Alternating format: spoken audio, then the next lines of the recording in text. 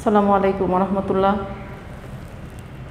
প্রিয় শিক্ষার্থীবৃন্দ, আশা করি সবাই ভালো আছো। রোটারি স্কুল অ্যান্ড কলেজের অষ্টম শ্রেণীর শিক্ষার্থীবৃন্দ, সবাইকে অনলাইন ক্লাসে অভিনন্দন, শুভেচ্ছা। আশা করি তোমরা সবাই স্বাস্থ্যবিধি মেনে বাসায় আছো। তো আমাদের পড়ার টাচে থাকার জন্য তোমাদের নিয়ে আমাদের এই আয়োজন অনলাইন ক্লাস। আশা করি যে আগের যে 3টা ক্লাস হয়েছিল তোমাদের গণিতে, 3টা ক্লাস তোমরা ফলো করেছো, তোমাদের অ্যাসাইনমেন্টগুলো কমপ্লিট করতেছো। তোমার অ্যাসাইনমেন্টগুলো যথাসময়ে জমা দিয়ে দিবে, যাতে আমরা কারেকশন করে তোমাকে আবার ব্যাক করতে পারি। তো সেখানে যে প্রশ্নগুলো দেওয়া হয়েছে অ্যাসাইনমেন্টে, দেখবে যে সেখানে যে ক্লাসগুলো হয়েছে তোমার এর আগে, সেই ক্লাসের সাথে মিল রেখেই কিন্তু নেওয়া হয়েছে। তো আমরা ক্লাস যেগুলো হবে তোমাদের ক্লাস অনুযায়ী অ্যাসাইনমেন্ট দেওয়ার চেষ্টা করব। তোমাদের মনে আছে কি না গত 3 ক্লাসে আমরা কি করেছিলাম? লাস্ট করা হয়েছিল যে কোনো প্যাটার্ন বা কোনো তালিকার সংখ্যাগুলোর বের করার পরে পরবর্তী সংখ্যা বের করা, বীজগণিত রাশির মাধ্যমে প্রকাশ করা, অনেকগুলো সংখ্যার সমষ্টি বের করা। আমরা গত ক্লাসে একটা প্যাটার্নে 50টি পদের সমষ্টি বের করেছিলাম। এটা এক্সারসাইজ থেকে ছিল, অনুশীলনী 1-এর মধ্যে ছিল এটা। আমরা আজকে জ্যামিতিক প্যাটার্ন করব। যেহেতু তোমাদের ধারণা আছে যে কীভাবে প্যাটার্নের পার্থক্য বের করতে হয়, বীজগণিত রাশি বের করতে হয়, এটা তোমাদের জানা আছে। তো আমি এখন তোমাদের এক্সারসাইজেরই জ্যামিতিক প্যাটার্ন দেখাবো।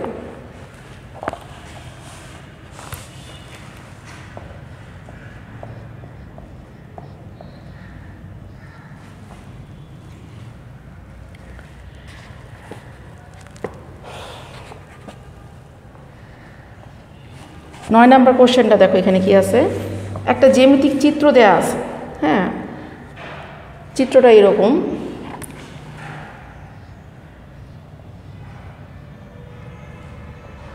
প্রথম চিত্র, এরপরে হচ্ছে দ্বিতীয় চিত্র, এরপরে হচ্ছে তৃতীয় চিত্র।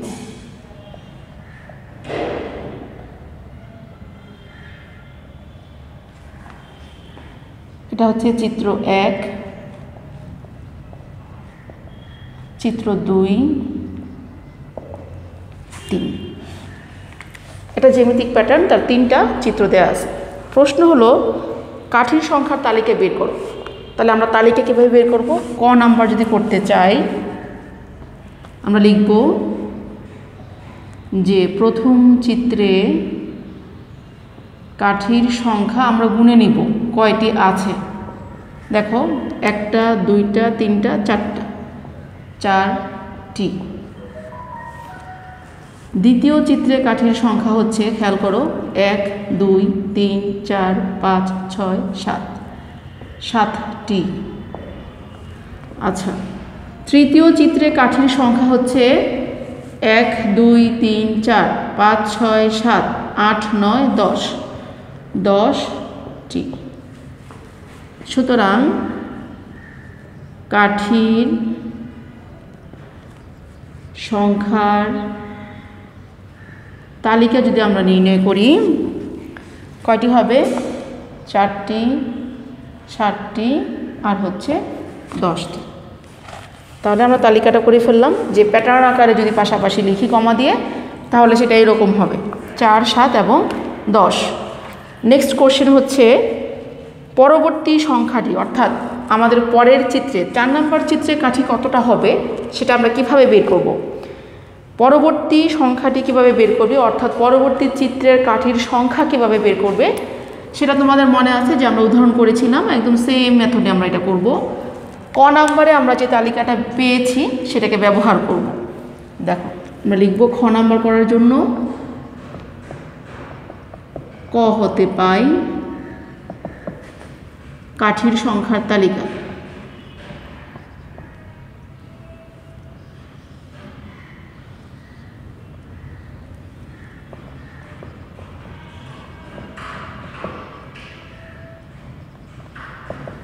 কি পেয়েছি আমরা? 4 7 10। একটু দূরে দূরে লিখব। আচ্ছা, তাহলে আমরা আগের মতোই পার্থক্য বের করব। বীজগণিত রাশি প্রয়োজন হলে বের করব, না হলে সরাসরি আমরা পরের চিত্রটা বের করে ফেলব।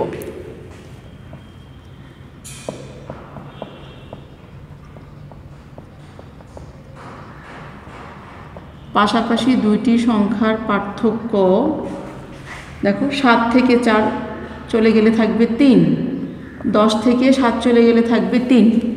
পার্থক্য হচ্ছে পরের পদ থেকে পূর্বের পদে বিয়োগ, পরের পদ থেকে পূর্বের পদ বিয়োগ করব।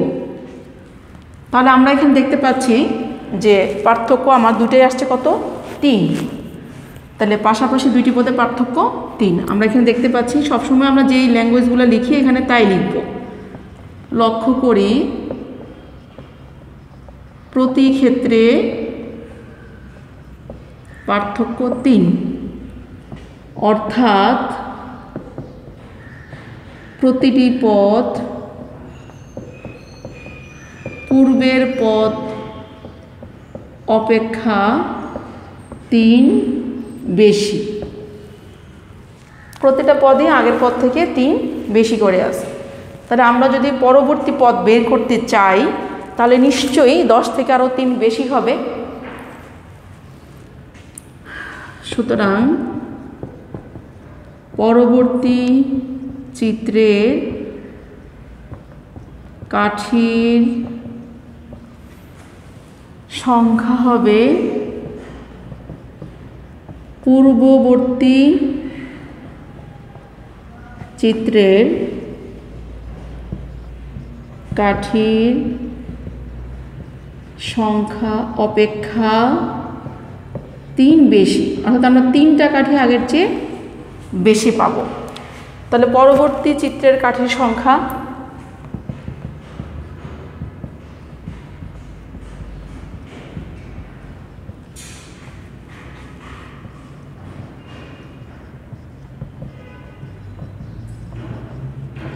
আগে ছিল 10, এখন তার সঙ্গে 3 যোগ হবে, অর্থাৎ 13টি কাঠি দিয়ে আমরা চিত্রটা আঁকতে পারবো। অর্থাৎ আমার এখানে আরেকটা ঘর বেড়ে যাবে, 3টা কাঠি আগের চেয়ে বেড়ে যাবে। তাহলে এটাই হচ্ছে আমার নির্ণেয় সংখ্যা। নির্ণেয় সংখ্যাটি হবে 13। তোমাদের আগে বলছি, এখনও বলছি যে তোমরা আশা করি যে তোমাদের সামনে খাতা আছে, কলম আছে, বইটাও আছে। তো বই দেখে কোশ্চেনটা আবার একটু দেখো। প্রশ্নে বলেছে যে পরবর্তী সংখ্যা, অর্থাৎ পরবর্তী চিত্রের কাঠি কতটি হবে সেটা বের করার জন্য আমরা এখানে বিবরণ আকারে লিখে নির্ণয় করে দেখালাম। তো এইটা হচ্ছে তোমার যে কোনো জ্যামিতিক চিত্রে তোমাকে পরের কাঠি সংখ্যা বের করতে বললে এইভাবে করতে হবে। যদি এখানে বলে যে পরের 100 নম্বর চিত্রে কাঠি কতটি হবে, সেটা গত ক্লাসে মনে আছে কিনা, বীজগণিত রাশি বের করিয়েছিলাম, সেই নিয়ম অনুযায়ী করবে। তো এরকম তোমার 10 নম্বরে আছে সেম কাজ, যে চতুর্থ চিত্রে কাঠি এখানে 3টা চিত্র দেওয়া আছে। 10 নম্বরের দিকে খেয়াল করো, 3টা চিত্র দেওয়া আছে। 4 নম্বর চিত্রে কাঠির সংখ্যা কয়টা হবে, আমরা এটার মতোই কাঠির সংখ্যা বের করে দেখব যে কয়টা করে প্রতিবার বাড়ছে। অতটা বেশি নিয়ে বের করে ফেলবো। প্যাটার্নটির পরবর্তী সংখ্যাটি কীভাবে বের করবে, সেম মেথড। 100তম প্যাটার্ন তৈরি করতে কতগুলো কাঠির প্রয়োজন হবে, 100 নম্বর চিত্রে কয়টা কাঠি লাগবে আমাকে সেটা বের করতে হবে। আচ্ছা, তাহলে আমি এটা দেখিয়ে দিচ্ছি। গত ক্লাসে যদিও দেখানো হয়েছে যে 50তম সংখ্যা কিভাবে বের করেছিলাম, সেইভাবেই আমরা 100 নম্বর চিত্রে কাঠির সংখ্যা বের করব।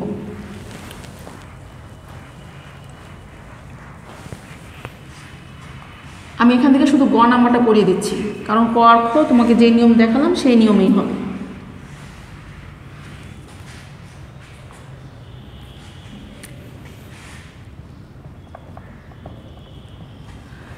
নম্বরের গ নাম্বার দেখো,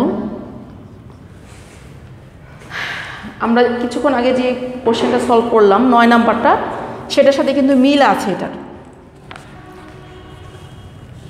আমরা লিখব প্রথম চিত্রে কাঠি। চিত্রটা ছিল ত্রিভুজ আকৃতি, এরকম ত্রিভুজ ছিল, তাহলে 3টা এখানে এরকম যাওয়ার পরে আবার এরকম, তারপরে আরেকটা বেশি, অর্থাৎ এই রকম ছিল এই। তাহলে প্রথম চিত্রে কাঠি কতটি, 3টি। দ্বিতীয় চিত্রে কাঠি কতটি আছে, 1 2 3 4 5, 5টি। তৃতীয় চিত্রে কাঠি কতটি আছে, 1 2 3 4 5 6 7টি। আমার প্রয়োজন হচ্ছে 100 নাম্বার চিত্রে কাঠি কতটি আছে। তাহলে আমরা আগে এটাকে সাধারণ যে অঙ্কগুলো এর আগে করলাম সেই নিয়ম অনুযায়ী এটাকে একটু আগাই, তারপর দেখি কি করা যায়। তাহলে কাঠির সংখ্যার তালিকা কি কি আসবে দেখো, 3, 5, 7। পাশাপাশি দুটি সংখ্যার পার্থক্য কি হবে?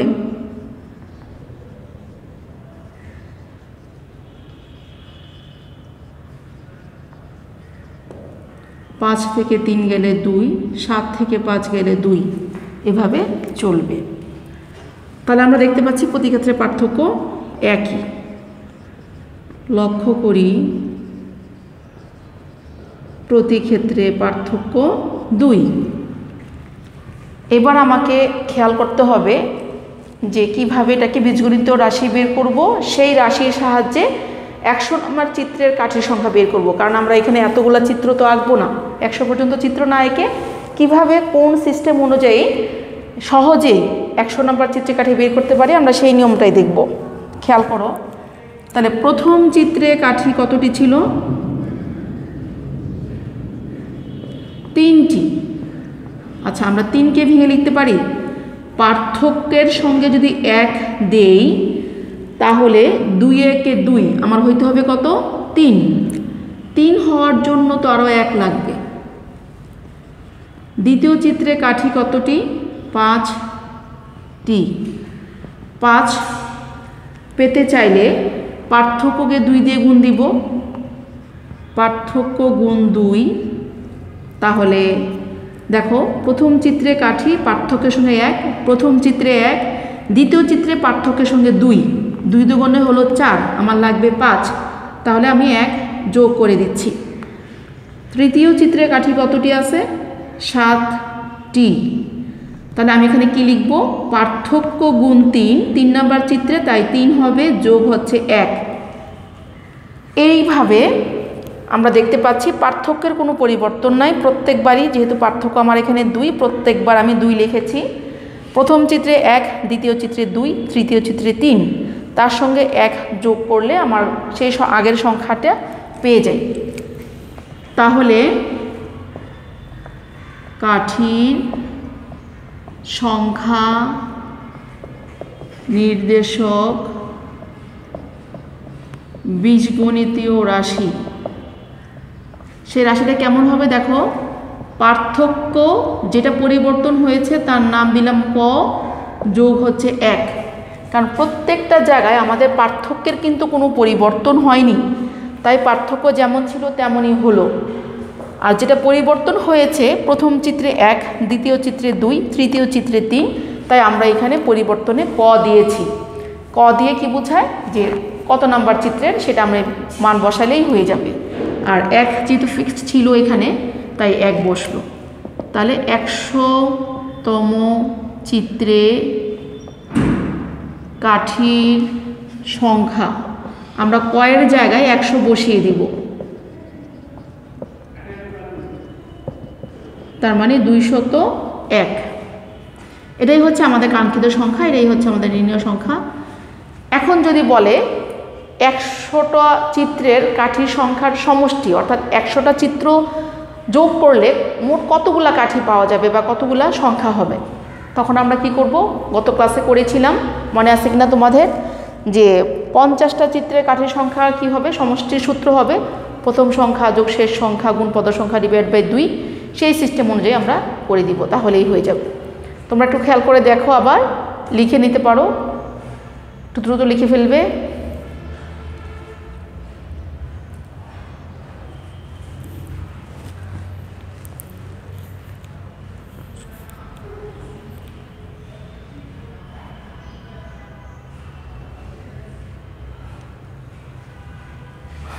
আচ্ছা, আজকে তোমাদের দেখাবো আমি ম্যাজিক বর্গ। এই টপিকটা শুধু বাদ আছে এখানে, তোমাদের বাকি সবগুলো টপিকে আমাদের হয়ে গিয়েছে। ম্যাজিক বর্গ হচ্ছে ম্যাজিক সংখ্যা। ম্যাজিক সংখ্যা বলা হয় এই জন্য যে আমরা যে কোনো ক্রমের, অর্থাৎ যদি 3 ক্রমের, আমি এখন দেখাবো ম্যাজিক সংখ্যা। তোমাদের দেখাচ্ছি প্রথমে 3 ক্রমের ম্যাজিক সংখ্যা।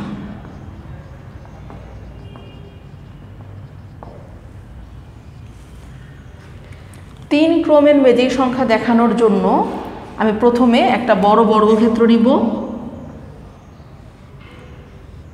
এটাকে কলাম বরাবর লম্ব বরাবর 3টা ঘর এবং আড়াআড়ি 3টা ঘরে বিভক্ত করব। সবগুলা ক্ষেত্রফল একই মাপের হবে, 1 2 3 4 5 6 7 8 9। 3 ক্রমের ম্যাজিক সংখ্যা নির্ণয়ের জন্য একটি বড় বর্গক্ষেত্র নিয়ে তাকে লম্ব বরাবর অর্থাৎ কলাম বরাবর এবং সারি বরাবর 3টা ভাগে ভাগ করলাম, এতে 9টা একই মাপের বর্গক্ষেত্র পেয়ে গেলাম। এখানে আমরা স্বাভাবিক সংখ্যা 1 থেকে শুরু করে 9 পর্যন্ত লিখব।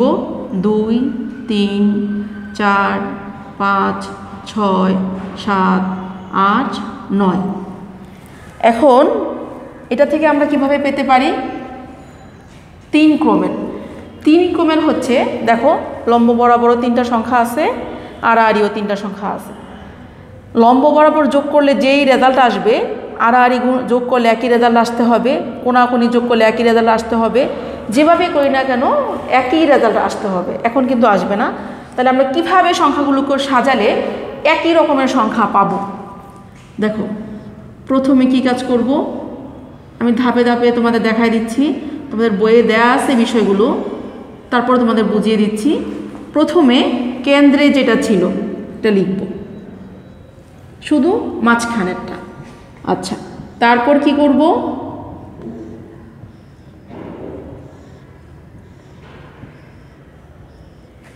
দেখো কেন্দ্রেরটা লেখার পরে আমাদের এখানে 1 থেকে 9-এর মধ্যে জোড় সংখ্যা হচ্ছে 2 4 6 8। 4 কর্নারে 4 কোণে আমি সবগুলো জোড় বসিয়ে দিব সিরিয়ালি, 2 4 6 8। দেখো তো আমরা যে সংখ্যাটা, এখনও আমাদের কাজ শেষ হয়নি, 5 আর 2 যোগ করলে হচ্ছে 10, সরি 5 আর 2 যোগ করলে হচ্ছে 7, 8 আর সাথে 15, 6 আর 5 যোগ করলে হচ্ছে 11, 11 আর 4 হচ্ছে 15। আমরা দেখতে পাচ্ছি 2 কর্ণ বরাবর যোগ করলে একই রেজাল্ট পাচ্ছি। আচ্ছা, এরপরে কি করব? দেখো আমার সংখ্যাগুলো সব লেখা হয়নি, সবগুলোকে ব্যবহার করতে হবে 1 থেকে 9 পর্যন্ত। আমরা যা যা লিখেছি তা এখানে লিখছি, 2 4 6 8।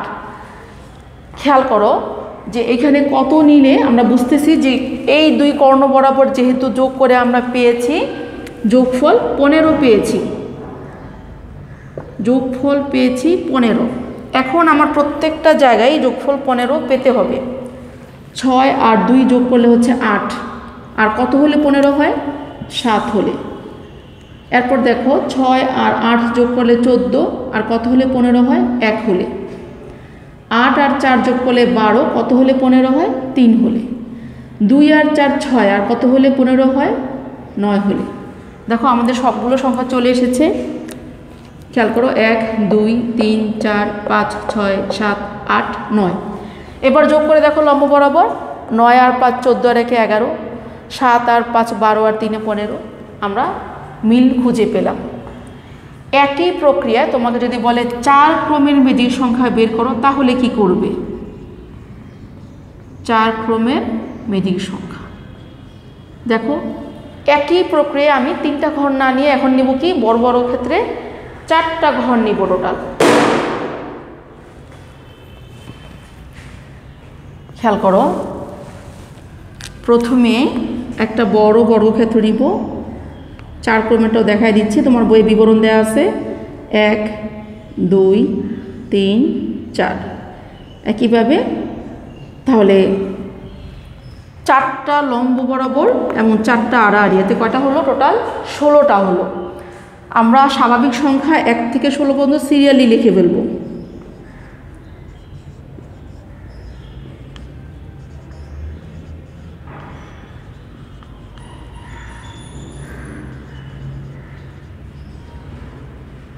এবার খেয়াল করো আমরা কিভাবে 4 ক্রমের ম্যাজিক সংখ্যা বের করব।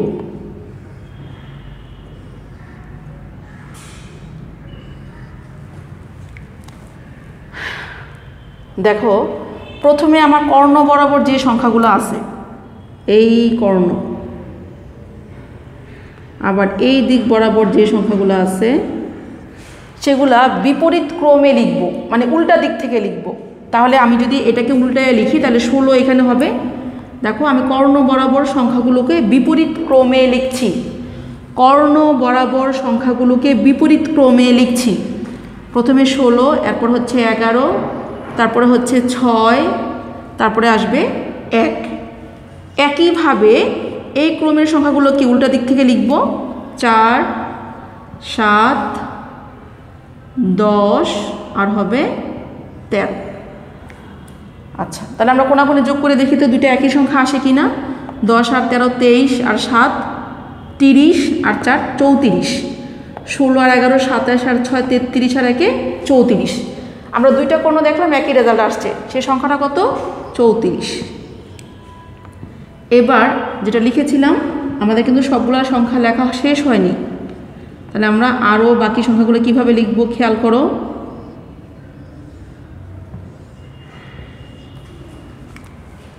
এখানে খেয়াল করো, আমরা যে ক্রমটা, যেটা কর্ণ বরাবর বিপরীত ক্রমে লিখেছিলাম সেটাকে লিখে ফেলব। 16, 11, 6, 1, 4, 7, 10, 13। এবার প্রথম অংশে আমরা যাই। আমাদের কর্ণ বরাবর লেখা ছাড়া বাকি সংখ্যা কি ছিল সেগুলো আমরা জায়গা মতো বসিয়ে দিব। 2, 3 ছিল, লিখে দিব 2, 3। কত ছিল এরপরে? 5, 9, লিখে দিব 5, 9। এরপরে ছিল কি? 14, 15, নিচে ছিল, লিখে দিব 14, 15। তারপরে বাকি আছে 8 আর হচ্ছে 12, তাহলে বসিয়ে দিব 8 আর 12। এবার দেখো তো, আমরা যদি আড়াআড়ি লম্ব বরাবর যোগ করি প্রতি ক্ষেত্রে 34 পাই কি না খেয়াল করো। 13 আর 8 হচ্ছে 21, আর 12 33, আর 1 34। আচ্ছা, এটা নেই। 2 আর 11 13, আর 7 20, আর 14 34। তার মানে 3 ক্রমের ম্যাজিক সংখ্যা আমরা পেলাম হচ্ছে 15। সেটা আমরা কোনাকুনি, আড়াআড়ি, লম্ব বরাবর যেভাবেই যোগ করি না কেন একই রেজাল্ট পাচ্ছি। একইভাবে 4 ক্রমের 1 থেকে 16 পর্যন্ত সংখ্যাগুলো এমনভাবে সাজানো হলো যেন কোনাকুনি, আড়াআড়ি, লম্ব এবং আর বরাবর একই রেজাল্ট আসে। এখন তোমার পরীক্ষার প্রশ্নে যদি বলে 5 ক্রমের বা 6 ক্রমের ম্যাজিক সংখ্যা কত, ওটা বের করার জন্য তুমি তো এতগুলা কাজ করবা না এমসিকিউতে 1 নাম্বারের জন্য। তাহলে কিভাবে সহজে পাওয়া যায় আমি এটা সূত্র লিখে দিচ্ছি, সেই সূত্রের সাহায্যে তুমি করে ফেলবে।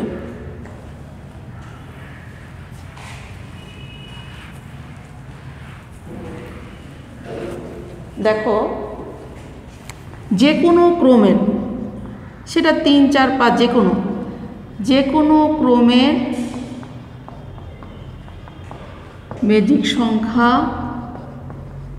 নির্ণয়ের সূত্রটি হবে ক ইন্টু ক স্কোয়ার যোগ 1 ডিভাইড বাই 2। এই সূত্রটা মনে রাখবে। যেমন আমি একটা উদাহরণ দিচ্ছি যে 5 ক্রমের ম্যাজিক সংখ্যা কত হবে। আমরা কি করব? কয়ের স্থানে 5 বসিয়ে দিব, যেখানে ক সেখানে 5। যদি 6 ক্রমের হয় তাহলে কয়ের জায়গায় 6 বসাবো। আমরা বের করছি 5 ক্রমের, কয়ের জায়গায় 5 বসিয়ে দাও। তাহলে এখানে হবে কি 5 স্কোয়ার যোগ 1, নিচে হচ্ছে 2। তাহলে 5 গুণ 5 স্কোয়ার হচ্ছে 25 যোগ 1 26, নিচে 2 দিয়ে 26কে কাটলে হচ্ছে 13 দুগুণে 26, 5 13 65। আমাদের কাঙ্ক্ষিত সংখ্যা পেয়ে গেলাম। তাহলে আমরা দেখতে পাচ্ছি 3 ক্রমের ম্যাজিক সংখ্যা 15, 4 ক্রমের ম্যাজিক সংখ্যা 34 এবং 5 ক্রমের ম্যাজিক সংখ্যা হচ্ছে 65। তোমার যে কোনো ক্রমই চাক না কেন প্রশ্নে, সেই সংখ্যাটা শুধু কয়ের স্থানে বসিয়ে দিলেই তুমি তোমার কাঙ্ক্ষিত সংখ্যা পেয়ে যাবে। তাহলে আজকে আমরা ম্যাজিক বর্গ দেখলাম, বিভিন্ন ক্রমের নির্ণয় করা শিখলাম। জ্যামিতিক প্যাটার্ন থেকে পরবর্তী সংখ্যা নির্ণয় দেখলাম।